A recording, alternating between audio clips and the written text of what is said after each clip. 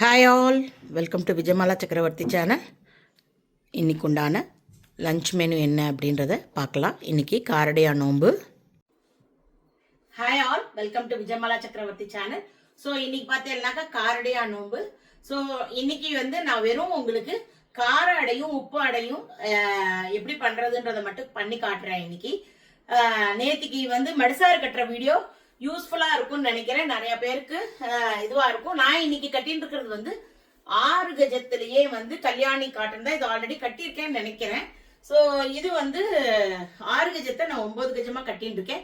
நேத்தியோட வீடியோலயே first கமெண்ட்ல அது எப்படி கட்டிக்கிறதுன்றதோட வீடியோ லிங்க் பின் பண்ணியிருக்கேன், பாருங்க. ஸோ இது நார்மல் கல்யாணி காட்டன் சாரீஸ் தான். இது ஒரு நெக் பீஸ், அவ்வளவுதான். ஒரே டென்ஷனா இருக்கு. வேலையெல்லாம் இப்பதான் முடிச்சேன். அப்பாக்கு சாப்பாடு கொடுக்கணும். ஸோ இன்ட்ரோ ஷூட் கொடுத்துடலாம் அப்படின்ட்டு. ஸோ எல்லாருக்குமே காரடையா நோன்பு வாழ்த்துக்கள். பெரியவாள்லாம் ஆசீர்வாதம் பண்ணுங்கோ, சின்னவாளுக்கெல்லாம் என்னுடைய ஆசீர்வாதங்கள். ஸோ இன்னைக்கு பார்த்தேன் அப்படின்னாக்கா என் ஃப்ரெண்ட்ஸ் எல்லாம் வரா, அவளுக்கெல்லாம் வெத்தலைப்பாக்கு எடுத்து வச்சுக்கேன். ஒரு சின்ன கிளிப்பிங் எண்டில் உங்களுக்கு ஆட் பண்றேன். ஸோ சாயங்காலம் தான் நோன்பு. நான் வீடியோக்கோசரம் இதெல்லாம் பண்ணி இப்போ முடிச்சுட்டேன். நான் சாயங்காலம் எங்காத்துல பொதுவா அடை பண்ற வழக்கம் இல்ல. நான் இன்னைக்கு வீடியோக்கோசரம் அடை பண்ணி காமிச்சிருக்கேன். உங்களுக்கு வேணுங்கிற வாழ்க்கை யூஸ்ஃபுல்லா இருக்கும் அப்படின்ட்டு. ஸோ இதுதான் இன்னைக்கு உண்டான பிளானு. உங்க எல்லாருக்குமே வீடியோ பிடிச்சிருந்தா தயவு செய்து வீடியோவை லைக் பண்ணிட்டு பாருங்க. வாங்க இப்போ வீடியோக்குள்ள போலாம். ஸோ எல்லாருக்கும் காரடையா நோன்பு வாழ்த்துக்கள். இன்னைக்கு நான் முதல்ல இது காராமணி ஊற போட்டுட்டேன். கொஞ்சம் கூட தான் இருக்குது. காரணம் என்னன்னா வேணும்னா நம்ம சுண்டல் மாதிரி பண்ணிக்கலாம். இதை நான் அலம்பி எடுத்துட்டேன். இதை கொஞ்சமாக உப்பு போட்டு வேக விட்டுக்கலாம்.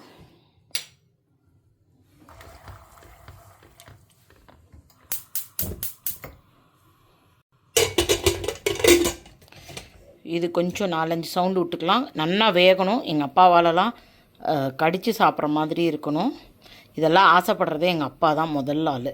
பொதுவாக எங்கள் ஆற்றுல அடை பண்ணுறது வழக்கம் இல்லை. பட் இன்றைக்கி நான் வீடியோக்காக பண்ணி காட்டுறேன். ஸோ நான் என்ன பண்ணுறேன், 1 டம்ளர் அரிசி எடுத்திருக்கேன், அரிசி மாவு எடுத்திருக்கேன். அதுக்கப்புறமா இது என்னது வெல்லத்தை ஈக்குவல் அமௌண்ட் எடுத்து இதால் 2 டம்ளர் தண்ணியில் இதை போட்டுடுறேன். அதுக்கப்புறம் இதை லேசாக வறுத்துட்டு எடுத்துட்டு அதுக்கப்புறமா இது பண்ணலாம். ஃபஸ்ட்டு நம்ம பண்ண போகிறது வெள்ளை அடை பண்ணிக்கலாம். தண்ணி இந்த டம்ளரால் 2 டம்ளர் எடுத்துட்டேன். 1 டம்ளர் வெல்லம் எடுத்துட்டுருக்கேன், 1 டம்ளர் அரிசி மாவு எடுத்துட்டுருக்கேன். இது கொஞ்சம் நல்லா கரைஞ்சதுக்கப்புறமா கொஞ்சம் ஃபில்டர் பண்ணி எடுத்துக்கலாம், டஸ்ட் எதுவும் இல்லாமல் இருக்கிறதுக்கு. ஸோ அடுப்பை ஆன் பண்ணியாச்சு. இப்போ ஜலத்தில் வெல்லம் போட்டிருக்கேன், அது கரைஞ்சின்னு இருக்கு. அதுக்குள்ளே நம்ம இதை வறுத்து எடுத்துட்டுலாம். 1 டம்ளர் சும்மா ஒரு மாவு பிடிச்சி பார்த்தா ஒரு சூடு அந்த அளவுக்கு வந்தால் போகிறோம். இதை அதுக்கப்புறமா எடுத்துட்டுலாம். ஸோ வறுத்துட்டு காமிக்கிறேன். ஸோ மாவை வறுத்து அந்த பக்கம் வச்சுட்டேன். இப்போ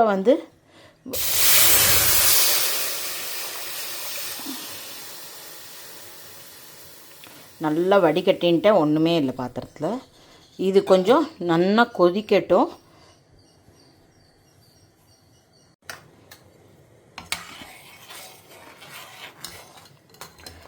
ஸோ நான் இப்போ காராமணி வேக வச்சது இதோடு சேர்த்துக்கிறேன். அதுக்கப்புறமா ஒரு 2 to 3 டேபிள் ஸ்பூன்ஸ் தேங்காயும் இதோடு சேர்த்துக்கிறேன். சில பேர் அழகாக எங்கள் பக்கத்தாத்து மாமியெல்லாம் அப்படி தான் பண்ணுவாள். பீஸாக கட் பண்ணி போடுவாள். சாப்பிட்றச்ச நல்லாயிருக்கும். அந்த காலெல்லாம் இப்போ போயிடுத்து முடியல, பல்லெல்லாம் கிணறா இருக்குது. அதனால் அதெல்லாம் சாப்பிட்டோம் அப்படின்னாக்கா ஃபுல்லாக போய் உட்காந்துரும். அதனால் நான் இந்த மாதிரி ஒரு மிக்சியில் சும்மா கிரேட் பண்ணி போட்டிருக்கேன். பீசஸும் இருக்கும், அட் த சேம் டைம் தூளாகவும் இருக்கும். அப்பாவுக்கும் சாப்பிட்றதுக்கு ஈஸி. ஒரு கொதி வந்தவுடனே மாவை போட்டு கிளறிடலாம். ஸோ நான் மாவை இதோடு சேர்த்துக்கிறேன். இப்போ நம்ம கொஞ்சம் கிளறணும். ஸோ 1க்கு 2 தண்ணி போட்டிருக்கேன். கட்டி தட்டாமல் கிளறணும். நான் கம்ப்ளீட்டாக கிளறிட்டு காமிக்கிறேன், ஏன்னா ஒரு கையில் ஃபோன் வச்சுன்னு கஷ்டம். ஸோ நல்லா சுருளை இது கிளறின்ட்டேன். கை பொறுக்கிற சூடு வரைச்ச இதை நம்ம இட்லி தட்டில் வச்சு தட்டி வேட்டில் வச்சு எடுக்கலாம். ஸோ வெந்நீர் கொதிக்க ஆரம்பிச்சிருக்கு. நான் தட்டி இப்போ தான் வச்சுட்டேன். இதை வந்து நம்ம பேஸில் வச்சிடலாம்.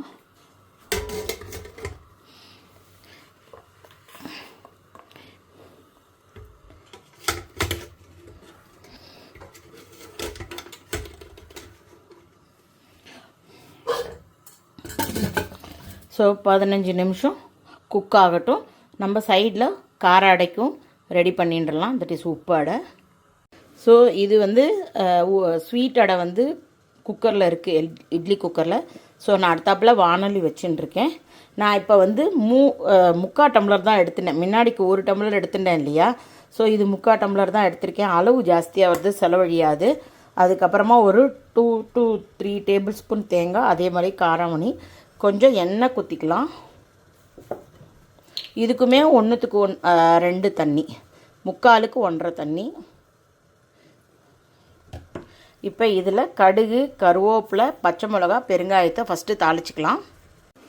ஸோ ஆயில் குத்திருக்கேன். இப்போ இதில் கடுகு போட்டுக்கிறேன். கடுகு பொரியரிச்ச கொஞ்சமாக பச்சை மிளகா, கருவேப்பிலையை நல்லா பொடி பொடியாக கட் பண்ணிக்கலாம்.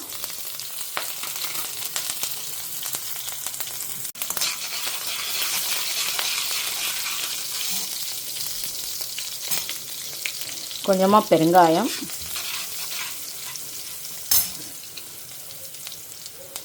இப்போ இதுக்குண்டான அந்த 3/4 கப்பு மாவு எடுத்துட்டுருக்கிறதுக்கு 1.5 கப்பு தண்ணி எடுத்துட்டுருக்கேன். இதுக்குண்டான உப்பு,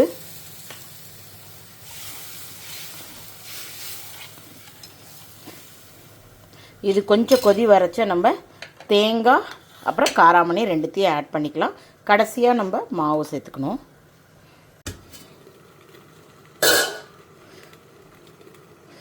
ஸோ சரியாக இருக்குது. இப்போ அடுப்பை ஆஃப் பண்ணிடுறேன். கொஞ்ச நேரம் அது உரப்பாரட்டும்.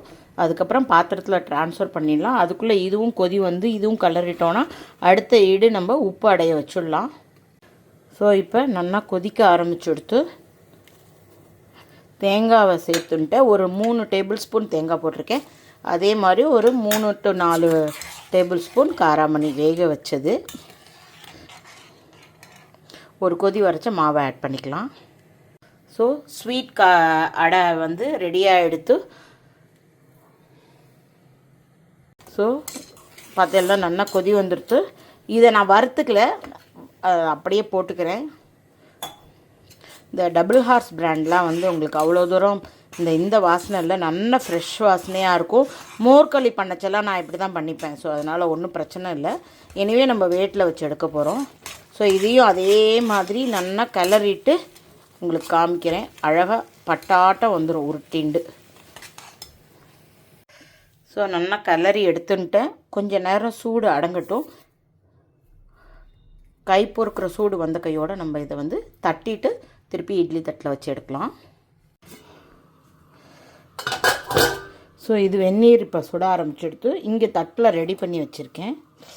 ஆவி நல்லா வர ஆரம்பிச்சிருக்கு. இப்போ நம்ம உப்பு கொழுக்கட்டையும் உள்ளே வச்சுடலாம்.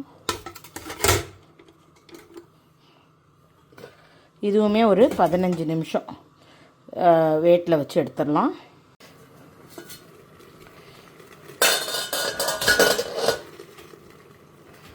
ஸோ நல்லா வெந்திருக்கு.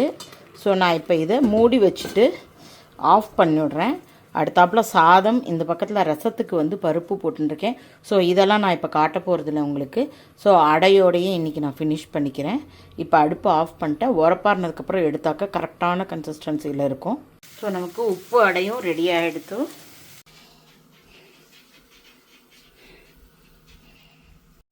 என் ஃப்ரெண்ட்ஸ்க்கெலாம் வெத்தலைப்பாக்கு வச்சு கொடுக்கறதுக்கோசரம் இந்த புடவை வாங்கினேன். ஸோ அவளுக்கு வருவா. இப்போ இன்றைக்கு உண்டான தலையை ரெடி ஆகிடுத்து. உப்பு அடை பண்ணியிருக்கேன், ஸ்வீட் அடை பண்ணியிருக்கேன். அந்த காராமணி போட்டது கொஞ்சம் மீந்தது, அதில் சுண்டல் பண்ணிட்டேன். சாத்துமது பண்ணியிருக்கேன், சாதம் பண்ணியிருக்கேன். ஸோ சிம்பிள் தலிகை தான், பிகாஸ் சாப்பிட்றதுக்கு மனுஷாலே கிடையாது. அதனால் இவ்வளோ தான் நான் பண்ணியிருக்கேன். Hope you are all enjoying my video. If you like it, please like and subscribe my channel. Thank you for வாட்சிங். Bye bye all.